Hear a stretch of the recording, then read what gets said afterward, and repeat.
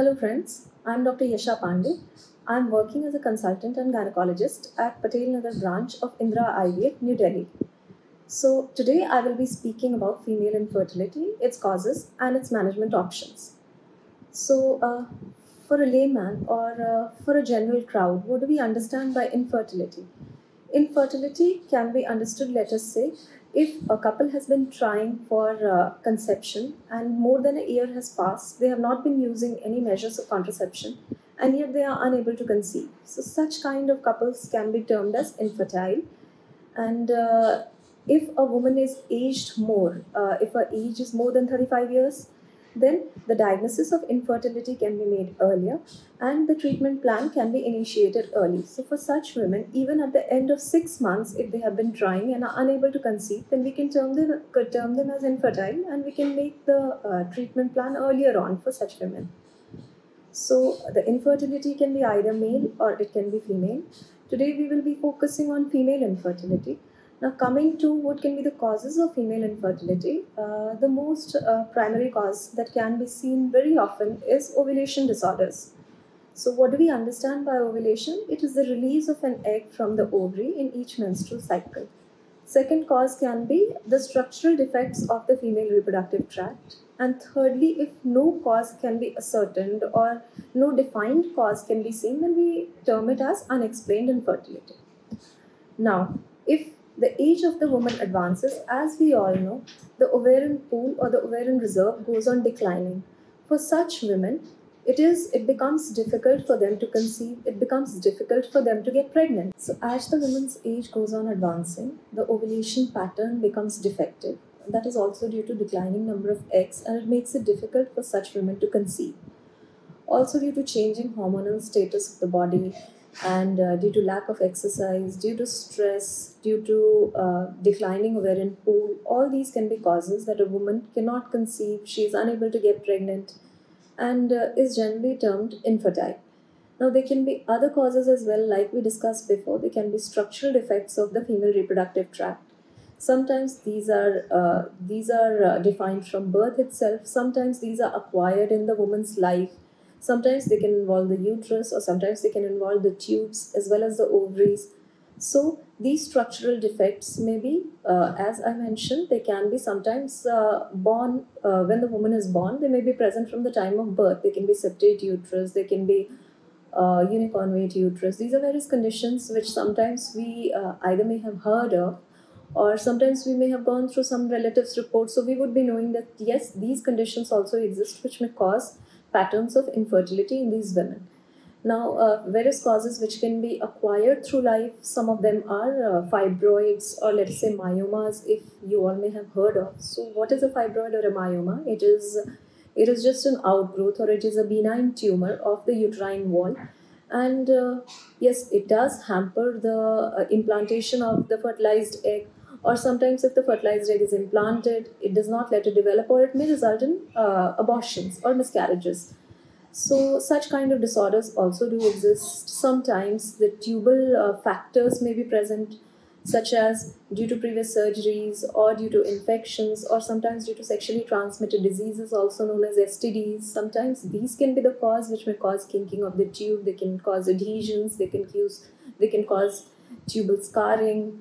So these factors, they hamper the pickup of the egg by the tube, and naturally such a woman would have a difficult time conceiving. Now, sometimes a common condition known as endometriosis can also play a role. Now, what is endometriosis? Endometriosis is a condition where the tissue which is found on the inside of the uterus, that tissue is found on outside the uterine wall. These tissues can be deposited elsewhere in the female's body, and this cause, which is endometriosis, it affects various aspects of the reproductive cycle or the reproductive function, as we can put it. And also it is a common cause of pelvic pain or pelvic discomfort in such women. In some of the women, no established cause can be seen. So basically we cannot find out what exactly is the cause of infertility. In such cases, diagnosis of unexplained infertility is made. It is a challenging condition for the patient also and for the clinician, because the patient finds it difficult to understand why she's not able to conceive, or the couple is having difficulty grasping this factor, that why they are unable to conceive while their test results are normal. So yes, this is a challenging condition. And also very often we come across in our practice that women are women are having more than one cause of infertility at the same time. So now that we have heard of some of the causes of infertility, now we must find a way to diagnose these conditions. So there are certain tests which can help us out to establish the diagnosis of the cause, or what could be the cause of infertility in such women. So again, I'd like to stress upon this fact that we must know that as we age, as women, as we age, the eggs are going to decrease. The quantity is going to decrease. Also, the quality of eggs is going to deteriorate over a period of time as we go on aging. So such kind of woman would find it difficult to conceive. So action must be begun right at the time when it can be fruitful. So the first test that we would like to know, or the first thing that we would like to know, is the ovarian reserve of the woman, and we can do that by a simple test known as serum AMH level. So what is AMH? AMH is also known as anti-mullerian hormone, and it is a simple blood test which can be done, and this reflects the ovarian pool, or how the eggs are in her body. Now, another test which can define this is by doing a transvaginal ultrasound. We can do a AFC, or an antral follicle count. So, by doing a TVS, or by doing a scan of the woman, on the first or second day of her periods, we can see the number of follicles, or the number of eggs in both her ovaries. Eggs which are measuring somewhere between 2 to 9 millimeters, or 8-9 millimeters, these eggs are taken into consideration, and this tells us the antral follicle count.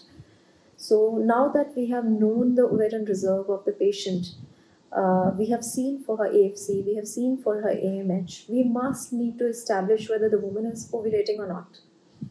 Now, suppose that she is having good eggs, and if she is not ovulating, would she get pregnant? No, she will not.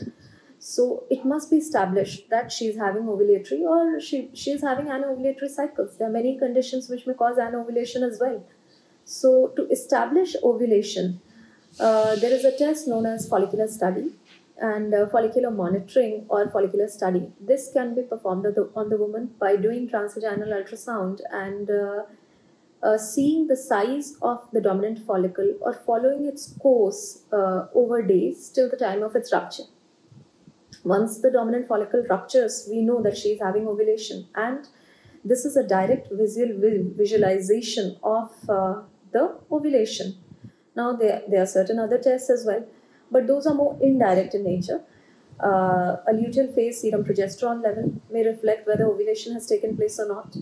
Also, there are some commercial kits which are available in the market, such as LH kits. Now, a woman may purchase such a kit. She may perform the test on her own, and about 36 hours later, she may try to conceive, or she may try for conception. So now we have also established, we know the ovarian reserve. Now we have also established that she is having ovulatory cycles. That means, yes, she has a chance to conceive. What else do we need to check? We need to check whether whether there are any anomalies in her reproductive tract. How is the uterus? What is the size? What is the shape? If the endometrial lining is being developed properly or not. So these are also the next factors which need to be taken into account. And again, by a vaginal scan, or by an abdominal scan also, these things can be seen.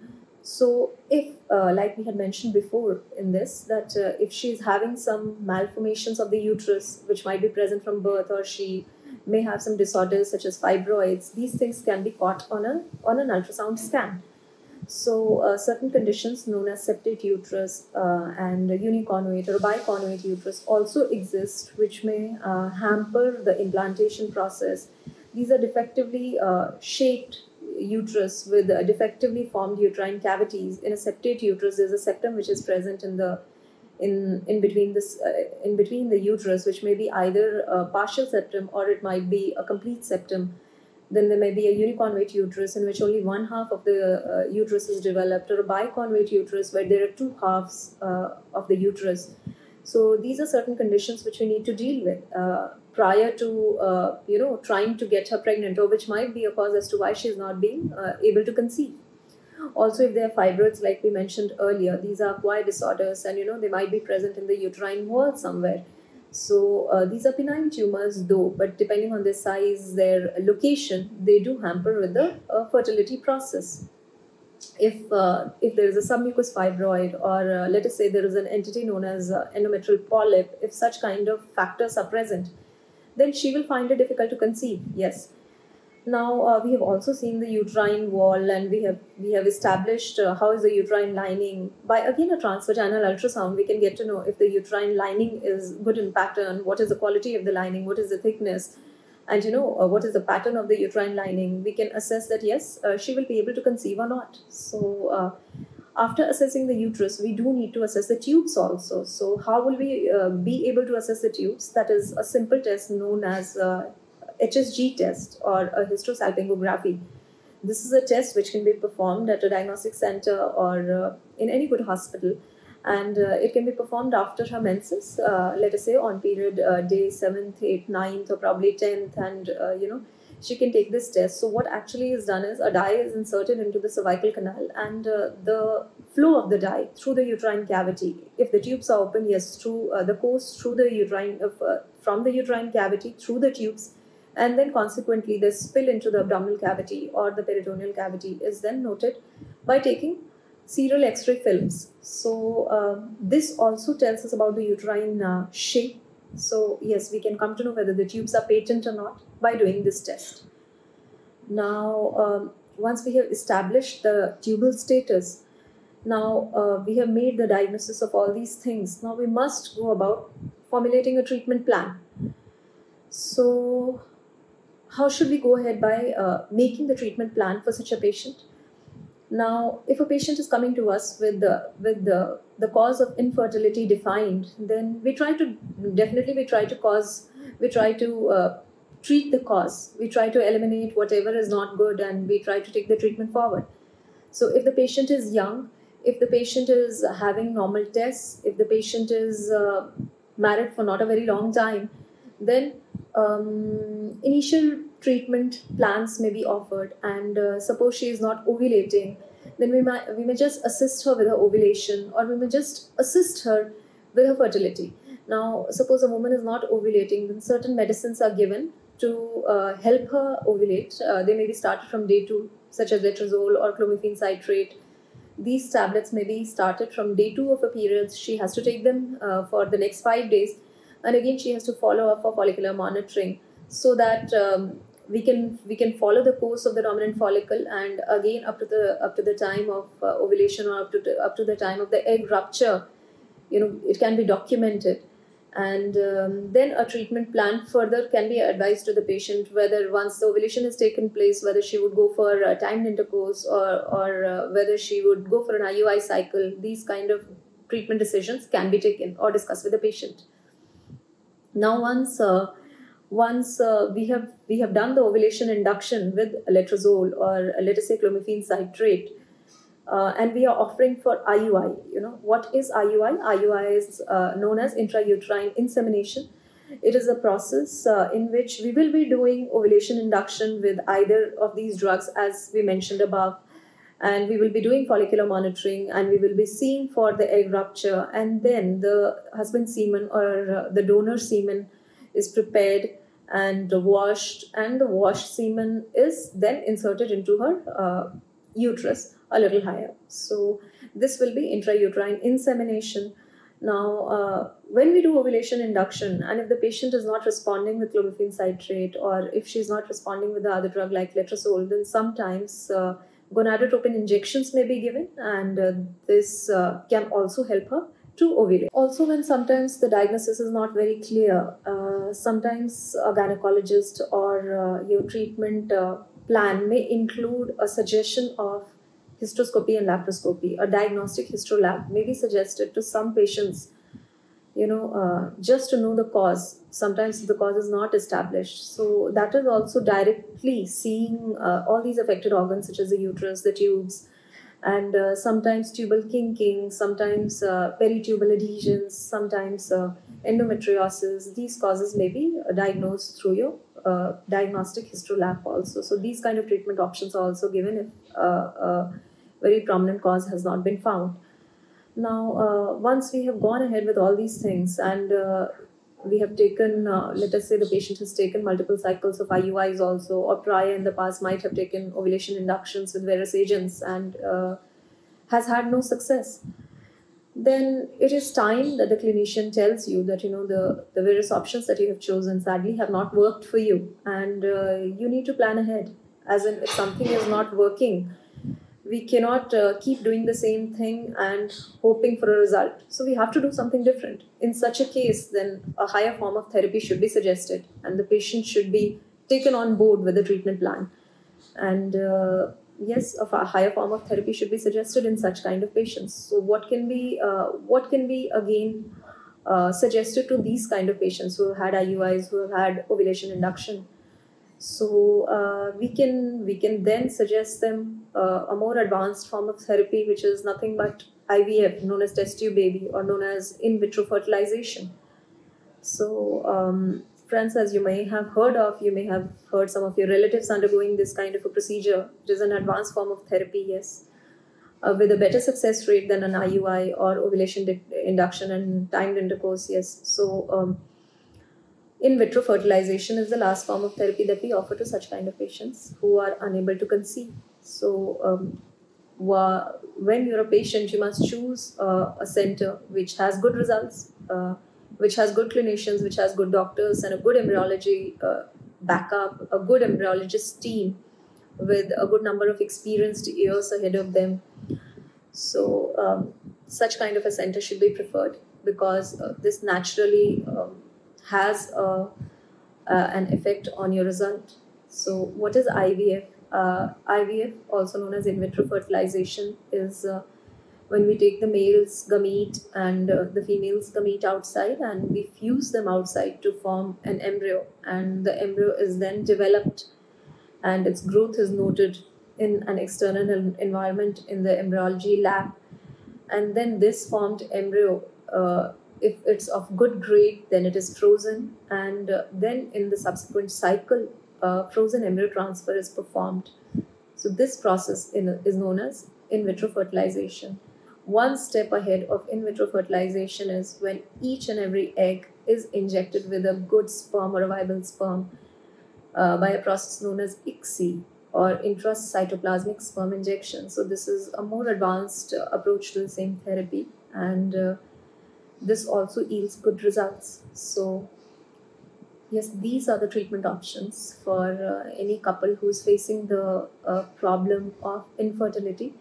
And I have tried to go through various aspects, the causes, and how to diagnose these conditions, and how to formulate the treatment plan.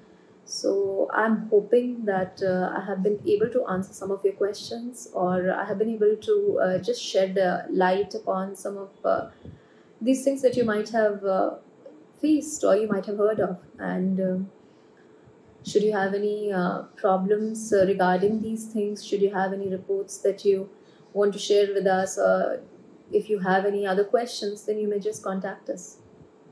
I hope you begin your journey well within time, and I wish you all the best. Thank you.